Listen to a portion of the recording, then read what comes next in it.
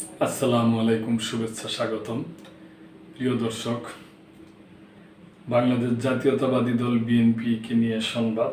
ওনারা বিএনপির মহাসচিব মির্জা ফখরুল ইসলাম আলমগীর সাহেব বক্তব্য দিচ্ছেন। ওনাদের একটা দোয়া মাহফিল ছিল, ওই দোয়া মাহফিলের পরেই ওনারা বক্তব্য দিয়েছেন। যদি নির্বাচন করতে দেরি হয় তাহলে কি কি সমস্যা হইতে পারে, আইন শৃঙ্খলা থেকে শুরু করে দেশের অর্থনৈতিক অবস্থা, বিনিয়োগ, আশা এবং আইন শৃঙ্খলা এবং ইটি সহ উনি মোটামুটি বিস্তারিতভাবে বলছেন আর কি। তো এই ব্যাপার নিয়ে প্রথম আলো পত্রিকায় এই সংবাদটা আসছে। নির্বাচন যত দেরি হবে তত বাংলাদেশ পিছিয়ে যাবে, মির্জা ফখরুল। নির্বাচনের প্রস্তুতি নিতে নেতাকর্মীদের মানুষের কাছে যাওয়ার আহ্বান জানিয়েছেন বিএনপির মহাসচিব মির্জা ফখরুল ইসলাম আলমগীর। তিনি বলেছেন, নির্বাচনের জন্য প্রস্তুতি নিন। সেই নির্বাচনের প্রস্তুতি কি?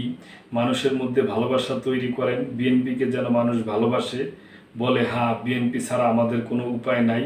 এই জিনিসটাকে আমাদের তৈরি করতে হবে, সেই জন্য ত্যাগ স্বীকার করতে হবে। আজ সোমবার দুপুরে সিলেট নগরের পাঠানটোলা এলাকার সানরাইজ কমিউনিটি সেন্টারে জেলা ও মহানগর বিএনপির ব্যবস্থাপনায় এবং যুক্তরাজ্য বিএনপির সভাপতি এম এ মালিকের উদ্যোগে দোয়া ও আলোচনা সভায় প্রধান অতিথির বক্তব্যে একথা বলেন মির্জা ফখরুল। শহীদ প্রেসিডেন্ট জিয়াউর রহমানের মাগফিরাত কামনা এবং বিএনপির চেয়ারপারসন খালেদা জিয়ার সুস্থতা কামনায় এ দোয়া মাহফিল হয়, পাশাপাশি আলোচনা সভাও হয়েছে। দোয়া ও আলোচনা সভায় সভাপতিত্ব করেন বিএনপি চেয়ারপারসনের উপদেষ্টা ও যুক্তরাজ্য বিএনপির সভাপতি এম এ মালিক। অনুষ্ঠানে প্রধান বক্তা ছিলেন বিএনপি স্থায়ী কমিটির সদস্য মির্জা আব্বাস।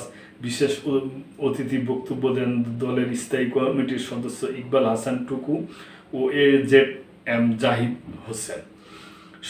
অন্তর্বর্তীকালীন সরকারের প্রধান উপদেষ্টা মোহাম্মদ ইউনূসকে ধন্যবাদ জানিয়ে মির্জা ফখরুল বলেন, তিনি আমাদের নেতা তারেক রহমানের সঙ্গে লন্ডনে কথা বলেছেন। ২৬ ফেব্রুয়ারি মাসের মাঝামাঝি সময়ে নির্বাচনের একটা সময় ঠিক করেছে। এরপর বিএনপির মহাসচিব বলেন, পরিষ্কার করে বলতে চাই, সরকারকে বলতে চাই, অন্য রাজনৈতিক দলকে বলতে চাই, নির্বাচন যত দেরি হবে তত বাংলাদেশ পিছিয়ে যাবে।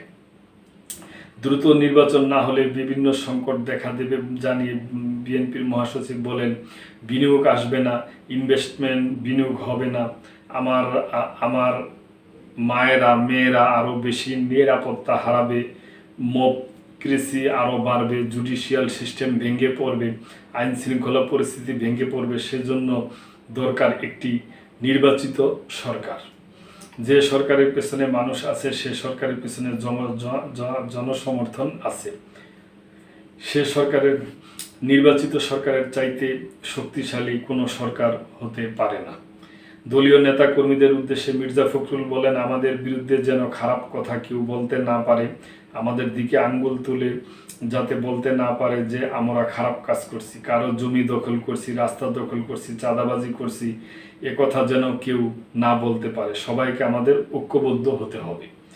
২০২৪ এবং এর আগের ১৫ বছর গণতন্ত্রের জন্য অনেকের বুকের রক্ত রাস্তায় ঢেলে দিয়েছিল উল্লেখ করে বিএনপি মহাসচিব বলেন, হাজার হাজার মানুষের বিরুদ্ধে মিথ্যা মামলা হয়েছে। আমাদের নেতা যারা এখানে বসে আছেন তাদের অনেকের পায়ে হাতে দড়ি লাগিয়ে মাসের পর মাস কারাগারে বন্দি করে রাখা হয়েছে। এই সিলেটে অনেককে পিটিয়ে পিটিয়ে শরীর জর্জরিত করেছে হাসিনা সরকার, হাতে পায়ে বেড়ি দিয়ে আটকে রাখত। এই অত্যাচার নির্যাতন সহ্য করে আমরা এখন এখানে শেখ হাসিনা এমনি হঠাৎ পালাননি। উল্লেখ করে মির্জা ফখরুল বলেন, বহুদিনের সংগ্রাম, বহু মানুষের ত্যাগ শিকার, বহু মানুষের রক্ত এবং মাতার কান্না সব মিলিয়ে এই ফেসিবাদ মুক্ত হয়েছি। বাংলাদেশ কি চিরকাল দরিদ্র দেশ হয়ে থাকবে, চিরকাল নিচে পড়ে থাকবে? এসব প্রশ্ন রেখে বিএনপি মহাসচিব বলেন, আমরা এই বাংলাদেশকে দেখতে চাই যে বাংলাদেশের স্বপ্ন শহীদ প্রেসিডেন্ট জিয়াউর রহমান দেখেছিলেন, যে বাংলাদেশের স্বপ্ন নিয়ে তিনি খাল কেটেছিলেন গ্রামে গ্রামে গিয়ে। এর আগে সকাল 9:25 ঢাকা থেকে সিলেটগামী একটি ফ্লাইটে মির্জা ফখরুল সিলেট এম এ জি ওসমানী বিমানবন্দরে এসে পৌঁছান। সেখান থেকে তিনি হযরত শাহজালাল রহমত ও হযরত শাহপরান রহমতুল্লাহ মাজার জিয়ারত শেষে পাঠানটোলা এলাকায় সভাস্থলে যান। এই সভা শেষে বিকেলে নগরের দরগাঘাট এলাকায় একটি হোটেলে সিলেট জেলা বিএনপি আয়োজিত জুলাই আগস্টে সিলেট জেলায় শহীদ বীর সন্তানদের বিশেষ স্মরণ ও তাদের পরিবারের সদস্যদের সম্মাননা অনুষ্ঠানে যোগ দেন। সম্মাননা অনুষ্ঠানে বিএনপি মহাসচিব মির্জা ফখরুল ইসলাম আলমগীর প্রধান অতিথির বক্তব্য দেন। এতে সভাপতিত্ব করেন সিলেট জেলা বিএনপির সভাপতি আব্দুল কাইয়ুম চৌধুরী। বক্তব্য দেন বিএনপির স্থায়ী কমিটির সদস্য ইকবাল হাসান মাহমুদ টুকু, এম জাহিদ হোসেন, বিএনপির চেয়ারপারসনের উপদেষ্টা খন্দকার আব্দুল মুক্তাদির প্রমুখ। তো দর্শক, আমরা বুঝলাম, আমরা করলাম যে বিএনপি মহাসচিব যে কথাগুলো বলছে এটা যুক্তিযুক্তই এবং বোঝা গেল যে তারাও নির্বাচনের মাঠে নেমে গেছে এবং আমরা আশাবাদী যে আগামীতে খুব সুন্দর, সুষ্ঠু এবং একটা অংশগ্রহণমূলক ভালো একটা নির্বাচন হবে আমরা আশা করি। প্রিয় দর্শক, আপনাদের যদি কিছু বলার থাকে, কোনো মন্তব্য থাকে, তাহলে অবশ্যই কমেন্ট করবেন এবং লাইক, শেয়ার, সাবস্ক্রাইব করে এই চ্যানেলটির পাশেই থাকবেন।